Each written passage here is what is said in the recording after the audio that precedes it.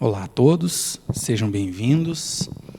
Estamos na Casa Bezerra de Menezes, aos presentes, aos que estarão assistindo pela internet.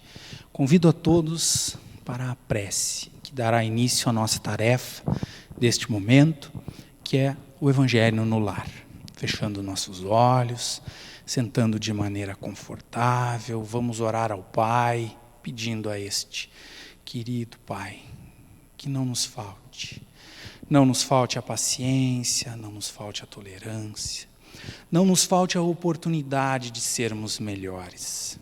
Pai amado, nossa gratidão acima de tudo, por seres Tu tão bom, tão justo, tão correto com as nossas necessidades, com o que Tu nos oferta.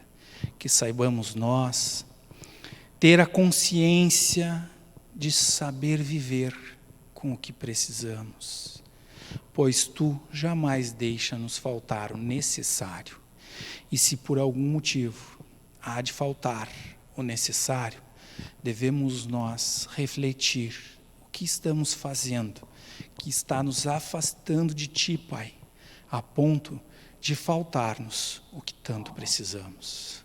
Amigos mentores, que neste momento envolvam a cada um dos presentes, encarnados e desencarnados, que envolvam cada um dos irmãos que nos assistem pela internet, a ponto de iluminar cada um desses lares, que neste momento compactua em prece, com o pensamento no bem, e que neste momento em que estamos todos em oração, esta oração possa servir de remédio, possa servir de bálsamo àqueles que sofrem, àqueles que se encontram enfermos, aqueles, Pai, que por necessidade expiatória encontram-se em dor e tristeza.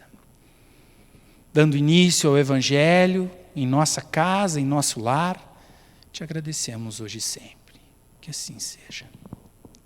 E assim, damos início à tarefa do Evangelho no lar. Meu nome é Renato, eu sou trabalhador voluntário desta casa e fui designado a falar um pouco de como é o Evangelho e como devemos proceder com esta atividade no nosso lar. O Evangelho é uma atividade na qual nós devemos fazer um dia da semana, no mínimo, que é o que nos devemos comprometer com a espiritualidade.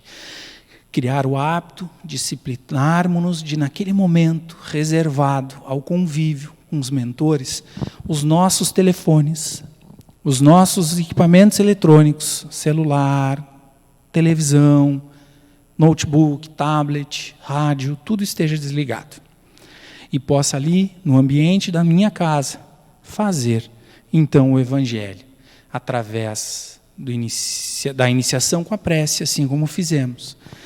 Em seguida, indicamos utilizarmos o Evangelho segundo o Espiritismo, pois assim o estudaremos as passagens trazidas por Jesus e falaremos então através de uma abertura aleatória de um dos capítulos. Indicamos a abertura aleatória porque damos então a margem para que a espiritualidade nos traga um assunto que devemos refletir. Neste momento, por ser uma tarefa realizada na Casa Espírita, o nosso momento de abertura ele é linear. Então, me cabe, neste momento, a leitura do item 3 e 4 do capítulo 11, Amar o próximo como a si mesmo. No subtítulo, o mandamento maior, fazermos aos outros o que queiramos que os outros nos façam. Parábola dos credores e dos devedores. Iniciemos no item 3. O reino dos céus é comparável a um rei que quis tomar contas aos seus servidores. Tendo começado a fazê-lo, apresentaram-lhe um que lhe devia 10.000 talentos. Mas, como não tinha meios de os pagar, mandou seu senhor que o vendessem, a ele, sua mulher, seus filhos e tudo o que lhe pertencesse, para pagamento da dívida.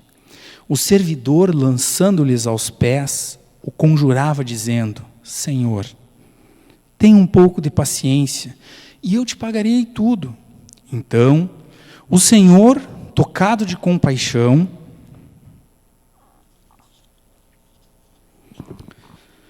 Deixou-o ir, ele perdoou a dívida. Esse servidor, porém, ao sair, encontrando de seus companheiros que lhe devia 100 dinheiros, o segurou pela goela e, quase a estrangulá-lo, dizia: paga o que me deves. O companheiro, lançando-lhe aos pés, o conjurava, dizendo: tenha um pouco de paciência e eu te pagarei tudo. Mas o outro não quis escutá-lo. Foi-se e o mandou prender, para tê-lo preso até pagar o que lhe devia.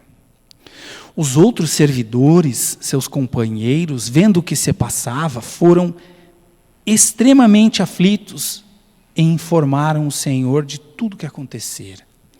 Então, o Senhor, tendo mandado vir à sua presença, aquele servidor lhe disse: mau servo, eu te havia perdoado tudo o que me devias, porque me pediste.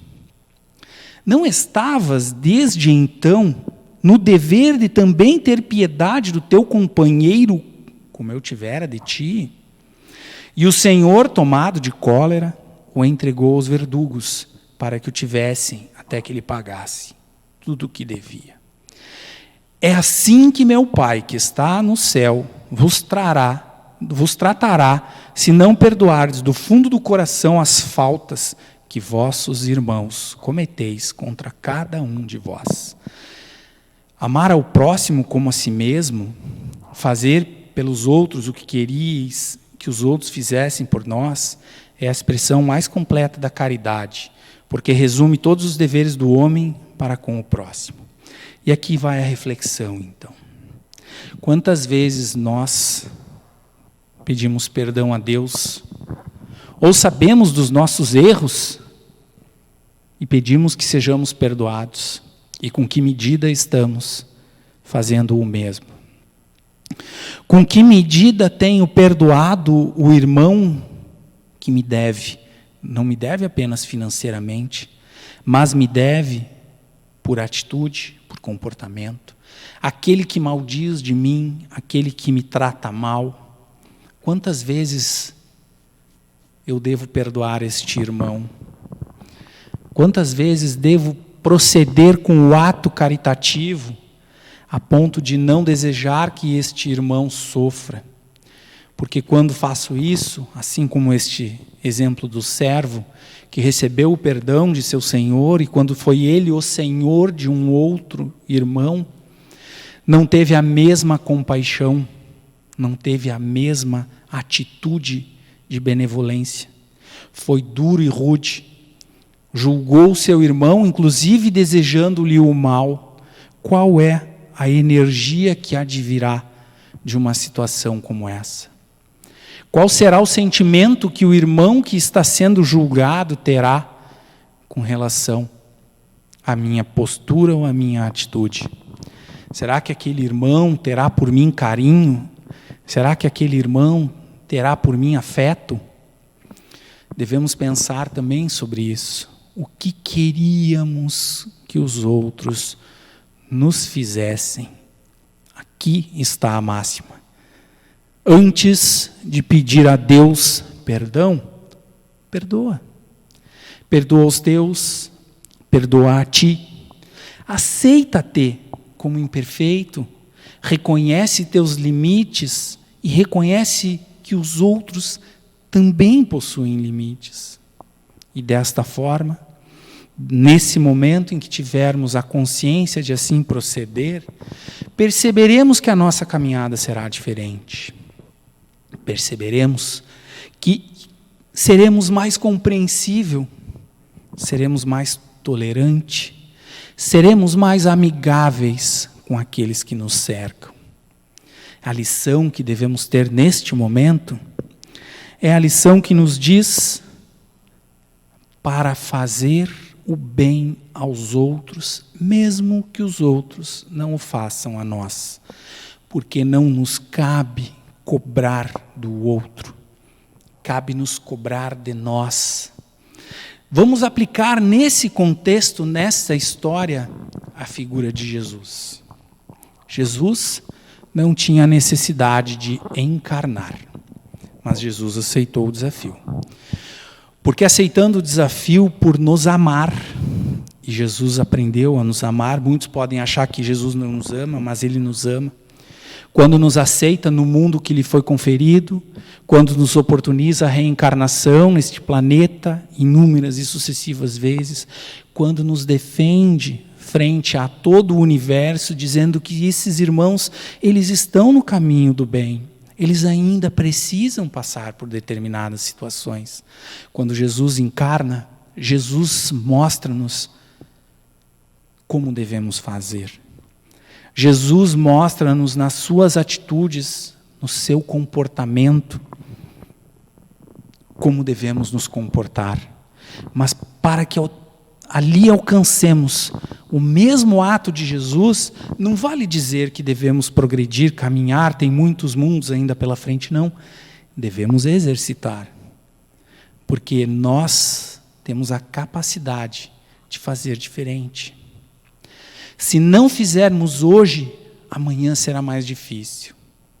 Se não organizarmos as nossas atitudes, as nossas ações no agora, talvez amanhã não tenhamos o tempo que tanto precisamos nessa existência e para aqui permanecermos neste mundo, visto que a Terra está se transformando num planeta de provas e expiações para um planeta de regeneração.